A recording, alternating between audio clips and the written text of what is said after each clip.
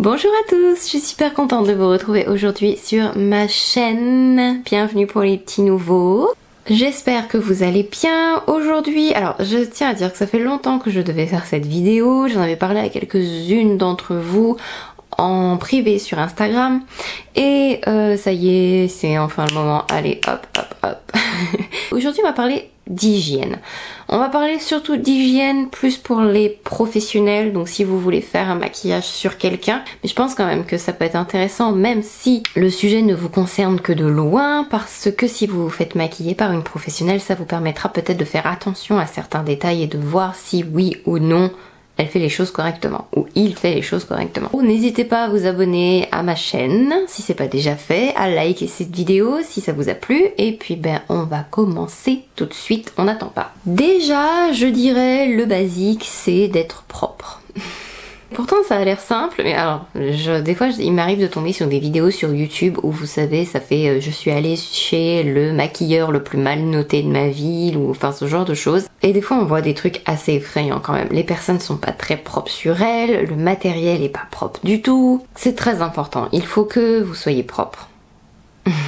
Que votre matériel soit propre. Donc nettoyez vos produits, nettoyez vos pinceaux, nettoyez votre kit même, le sac de temps en temps, passez un petit coup dessus, nettoyez les miroirs. Ah bon après le miroir c'est plus délicat parce que des fois je spray dessus sans faire exprès, enfin bref. Mais il faut que ce soit propre avant chaque prestation. Alors bien sûr si vous êtes à un mariage, vous n'allez pas comme ça tout nettoyer entre chaque personne, ça prendrait beaucoup trop de temps. Mais quand vous arrivez sur un nouveau lieu, quand vous arrivez pour une nouvelle prestation, il faut que tout soit propre, bien rangé, organisé. Déjà là, si vous êtes client, c'est un bon indice que la personne quand même prend ses précautions et prend soin de son matériel. Et déjà on peut avoir un peu plus confiance. Si vous voyez que les mains sont sales, que c'est pas lavé, qu'il y a des taches sur les éponges, que ça n'a pas l'air nettoyé, que la palette est sale, que... enfin... déjà vous pouvez vous dire qu'il y a un problème. Attention si les tubes de produits transparents comme vous savez les gloss, les gels pour sourcils, qu'est-ce qu'il peut y avoir d'autre encore? Si c'est flou, vous savez, si le produit n'est plus clair, c'est peut-être que l'applicateur a été appliqué directement sur la personne, donc du coup ça a teinté le gloss et du coup vous pouvez vous dire que là encore il y a un problème. Donc tout ça c'est mine de rien des petits détails, mais faites attention, le kit doit être propre. La personne, vous, si vous êtes maquilleur, vous devez aussi être propre. Il faut vous laver les mains, il faut utiliser du gel hydroalcoolique. Alors c'est marrant parce que je suis quelqu'un qui fait très attention à l'hygiène et je me lave les mains très souvent, que ce soit avec de l'eau et du savon ou le gel hydroalcoolique. Et j'ai eu une cliente une fois qui m'a dit « Ah mais c'est pas la peine de faire autant attention pour moi si c'est juste pour le coronavirus. » Et non. C'est juste que je fais ça tout le temps. Il y a presque rien qui a changé par rapport au coronavirus et mon travail, parce que j'ai toujours fait extrêmement attention à l'hygiène, c'est juste que je vais porter un masque en fait. Lavez-vous les mains. Et j'ai même envie de dire, lavez-vous les mains dès que vous touchez à autre chose que votre kit. Si vous avez envie de vous moucher, vous vous relavez les mains après. Si vous touchez les cheveux de la personne, lavez-vous les mains après. Vous devez toucher votre sac pour récupérer quelque chose, lavez-vous les mains. Si vous avez besoin de tenir votre téléphone pour voir des photos, vous vous lavez les mains après. Tout ça, ça paraît fastidieux, compliqué et très chiant, mais c'est hyper important. Vous devez avoir les mains propres. Encore plus si le dos de votre main va vous servir de palette. C'est impensable que vous utilisiez votre main comme palette ou que vous utilisez vos doigts si vos mains ne sont pas hyper propres. Donc du coup si vous êtes professionnel, il y a plusieurs choses à avoir sur vous de toute façon parce que vous n'aurez pas forcément accès à de l'eau là où vous êtes. Donc c'est du gel hydroalcoolique. J'aime bien celui-là, il sent bon, c'est le Sanitol gel main désinfectant thé vert. Donc il est très très bien. Il va falloir quelque chose pour nettoyer votre kit parce que du coup vous allez devoir faire attention aussi à... Bon, je vais en venir après, mais ça vous en avez besoin. Donc moi j'utilise ça, c'est le Makeup Brush Cleanser de Cinema Secret qui enlève 99,99% des bactéries, qui permet de nettoyer aussi et donc de désinfecter, et ça sèche très rapidement. Donc j'aime bien l'utiliser parce que je peux nettoyer mes pinceaux avec, mais j'utilise aussi je nettoie aussi mon petit matériel avec. Et quel est ce petit matériel? Donc des palettes, donc après c'est comme vous voulez, palettes en plastique, palettes en métal comme on trouve sur Amazon, AliExpress, peu importe. Tout simplement une coupelle en verre aussi vous pouvez prendre, ou une assiette, ou enfin ce que vous voulez. J'ai vu plein de maquilleurs prendre plein de choses pour se servir de palette. Donc spatule en métal pour pouvoir prélever les produits, et c'est hyper important et je vais vous expliquer pourquoi après. Et il va vous falloir bien sûr énormément d'applicateurs individuels en dehors de vos pinceaux bien sûr. Donc applicateur individuel jetable pour le mascara, des cotons-tiges j'aime bien avoir, et des applicateurs en mousse pour tout ce qui est rouge à lèvres liquide parce que je trouve ça plus pratique, ou gloss, ou ce genre de choses. Et bien sûr énormément de pinceaux. Vous pouvez utiliser des éponges à maquillage. Par contre il y a une chose très importante que je tiens à dire. Si vous utilisez une éponge à maquillage du type du Beauty Blender, c'est une éponge par personne que vous allez maquiller, parce que vous ne pourrez pas nettoyer convenablement l'éponge entre chaque cliente. Donc c'est une éponge par personne. L'hygiène c'est primordial. Je vais donc vous expliquer les choses que je vois déjà maintenant qui me hérissent le poil, et les choses que vous devez faire pour le faire de manière plus hygiénique. Il y a un truc que je vois très souvent en vidéo YouTube, des maquilleurs maquillent. Alors, il y a des maquilleurs qui ont les moyens et qui, une fois qu'ils utilisent un produit comme ça directement sur la cliente, ils donnent le produit à la cliente. Mascara, l'anti-cerne, même parfois s'ils sont sur la fin, ou le gloss, etc. Donc là, je dis pourquoi pas. Ce que je trouve dommage, c'est qu'il y a beaucoup de gens qui regardent ça en se disant c'est normal de le faire, et que ils vont répéter la même chose alors que le maquilleur va le donner. Ne faites pas ça dans tous les cas. Il ne faut pas utiliser directement l'applicateur du produit sur la personne que vous allez maquiller et remettre l'applicateur dedans. Vous contaminez le produit. Donc ça, c'est interdit de le faire. Que ce soit pour l'anti-cerne, le gloss, le rouge à lèvres liquide, tout ce qui contient en fait un applicateur pinceau ou un applicateur mousse comme l'anti-cerne que je viens de vous montrer. C'est là où intervient justement la petite palette ou le dos de votre main, mais je vous répète, le dos de votre main doit être nickel. Donc, si vous avez peur d'oublier, de pas faire attention, il vaut mieux utiliser une palette. En plus, ça montre à votre client que vous faites très attention. Donc, vous prenez l'anti-cerne et vous en mettez un peu sur la palette, et voilà, et vous pouvez travailler comme ça. Vous ne travaillez pas directement avec le produit sur le client, c'est juste pas possible. Ensuite, un autre truc très important que j'ai vu faire mais de nombreuses fois, et même de la part de professeurs et de formateurs de maquillage, et que je comprends pas, je comprends pas. Quand vous utilisez, ah bah tiens, j'ai pas de mon mascara, mais quand vous utilisez un applicateur jetable comme ça, vous ne devez pas le tremper 2 fois dans le mascara. Si, donc là il est propre, il a été utilisé sur personne, donc je vais ou le mettre dans mon tube ou toucher la brosse du mascara avec. Il n'y a pas de problème jusque là, il a touché personne. Après vous allez mettre le mascara sur la personne. Ce qu'on a mis sur ce petit goupillon ne suffit pas, et il va falloir reprendre du mascara. Et j'ai vu des gens remettre le même goupillon à l'intérieur du mascara. Alors là, j'ai envie de vous dire, autant utiliser la brosse du mascara, parce que vous avez touché la personne, considérez que maintenant la brosse est contaminée. Vous ne pouvez pas la remettre à l'intérieur du produit. Il va falloir jeter celui-là et en utiliser un autre. À partir du moment où le pinceau, votre applicateur jetable, tout ça a touché la peau de votre cliente, vous ne pouvez pas remettre à l'intérieur du produit l'applicateur qui l'a touché. Il y a 2 cas de figure qui sont totalement possibles. Je crois que j'ai plus de pinceau à lèvres là, mais bon, je vais vous faire la démo quand même. Donc vous prenez la spatule, vous prenez votre... voilà, j'ai fait un gros trou d'ailleurs. Vous prenez un peu de rouge à lèvres et vous le mettez donc sur votre palette. Ça il vaut mieux de toute façon. Le nettoyer, en plus ça reste à l'air libre souvent, donc c'est un petit peu dégoûtant. Donc moi je le nettoie à chaque fois que je l'ai utilisé ou avant de l'utiliser, enfin je le nettoie. Et donc là après vous pouvez travailler sur le petit morceau de produit que vous avez dans votre palette. Si vous faites la même chose avec un pinceau à lèvres, le pinceau à lèvres a touché personne, il est propre.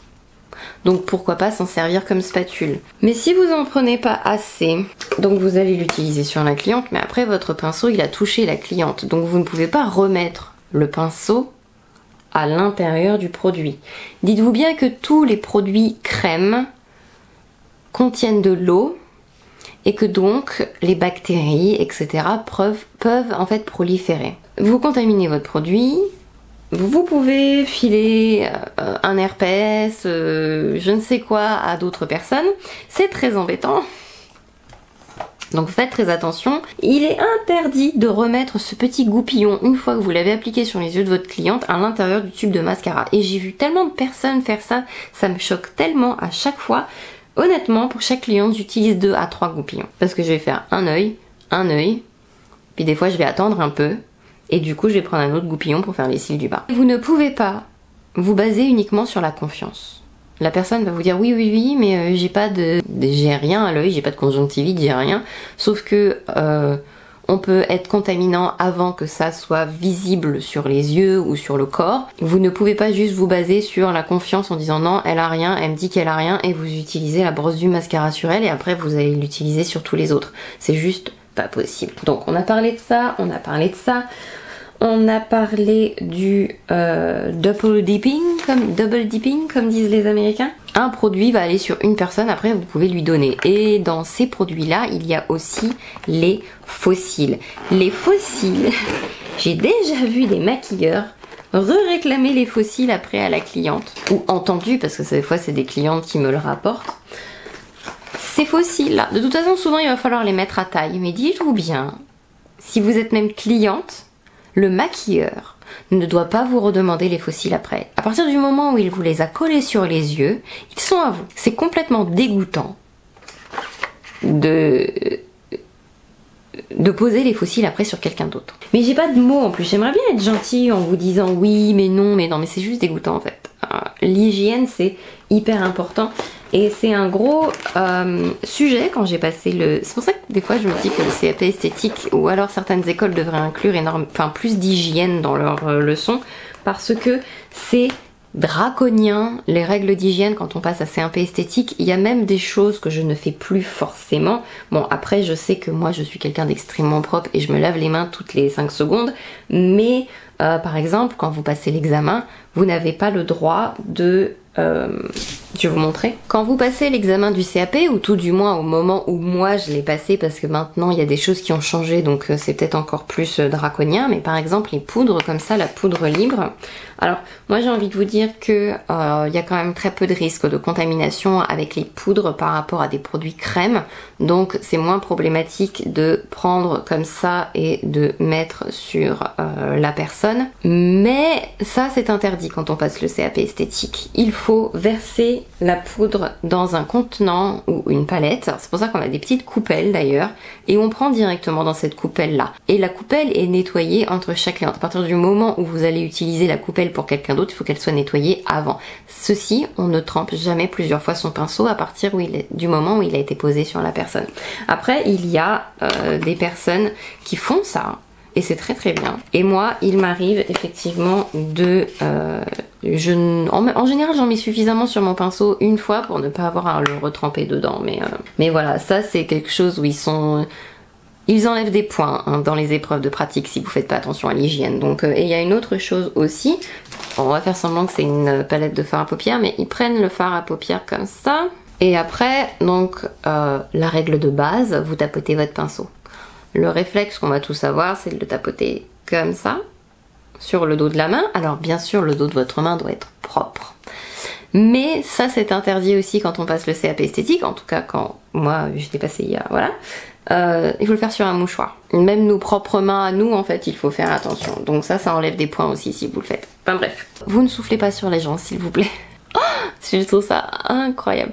Il n'y a rien qui contamine plus que le souffle, la respiration... il y a toujours des micro-gouttelettes. Bah, d'ailleurs, c'est pour ça qu'on porte un masque en ce moment, hein, je vous rappelle. Vous ne devez pas souffler sur les fossiles. Donc vous avez votre fossile comme ça, et vous avez mis la colle dessus, et je vois des gens qui font... et qui collent après sur la cliente. Donc faites pas ça, ça faut pas faire. Vous avez contaminé avec plein de microbes le fossile et vous le mettez en plus sur ses yeux qui est une zone hypersensible. On ne fait pas ça. Soit vous la faites souffler elle directement parce que c'est son souffle et que de toute façon ce sont ses yeux, soit vous prenez un éventail, soit vous attendez, soit vous secouez un peu prenez un éventail, sinon un truc pour que ça sèche un peu plus vite. Bon, sinon après vous prenez une colle où il n'y a pas besoin d'attendre longtemps que ça sèche. Mais ne soufflez pas sur les fossiles, ne soufflez pas sur le visage de votre cliente et ne soufflez pas sur les pinceaux non plus. Il y a un pinceau sale là où je m'en fous. Pareil, c'est aussi tapoter, hop. Moi je le fais comme ça en général, je secoue un peu mon pinceau, il n'y a pas besoin de faire grand chose d'autre. Hop hop hop. Mais il y en a, ils font...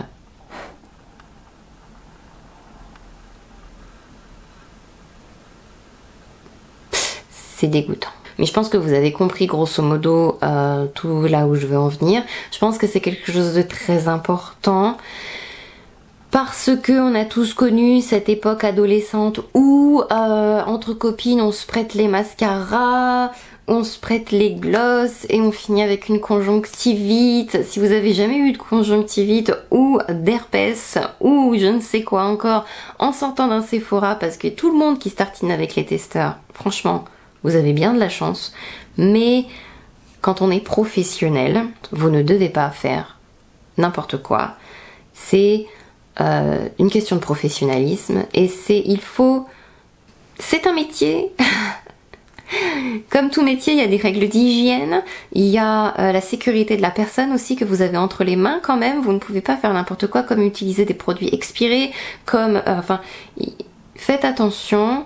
La crédibilité du métier, j'ai envie de dire, dépend de vous, de ce que vous faites, et vraiment faire attention à ce genre de choses. Déjà, ça met les clients en confiance, ça, c'est important. Enfin, si vous avez des questions ou s'il y a des choses qui sont pas très claires pour vous, n'hésitez pas à me les poser en commentaire, posez vos interrogations, vos soucis, etc. Je ferai de mon mieux pour y répondre.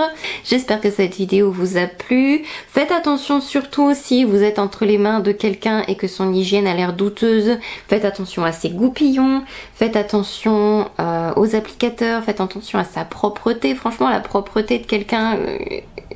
tout de suite on voit s'il va y avoir un problème. Je vous fais plein de gros bisous, j'ai hâte de vous retrouver dans la prochaine vidéo. Bye bye!